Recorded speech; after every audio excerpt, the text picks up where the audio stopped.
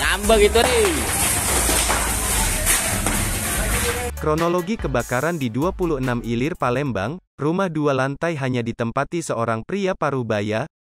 Sebuah rumah panggung 2 lantai yang berlokasi di Jalan Cempaka Dalam, Kelurahan 26 Ilir, Kecamatan Ilir Barat I, Palembang sekira pukul 3 WIB dini hari, habis dilahap si jago merah, Kamis, tanggal 10 Maret tahun 2022.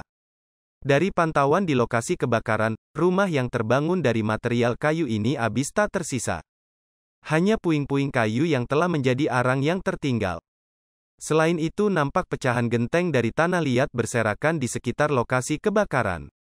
Diketahui rumah tersebut saat kejadian hanya ditinggali seorang pria bernama Syafarudin, 48.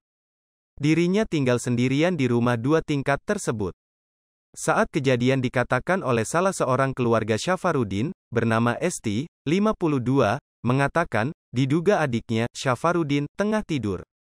Esti yang saat ini tinggal di kawasan Sukarela, Sukarami Palembang itu saat mendengar kabar langsung bergegas ke lokasi kejadian yang tak lain adalah rumah peninggalan orang tuanya tersebut. Saya tiba api sudah besar, ada 4 mobil pemadam kebakaran yang ada di lokasi. Kami pun bingung saat lihat api besar itu, jelasnya. Dikatakan Esti, Syafarudin adiknya saat ini tengah diungsikan di salah satu rumah keluarganya. Menurut Esti rumah yang terbakar adalah rumah peninggalan orang tua mereka. Rumah itu sudah ada sejak tahun 1972, seumuran dengan saya, ada banyak kenangan di rumah itu, cerita Esti.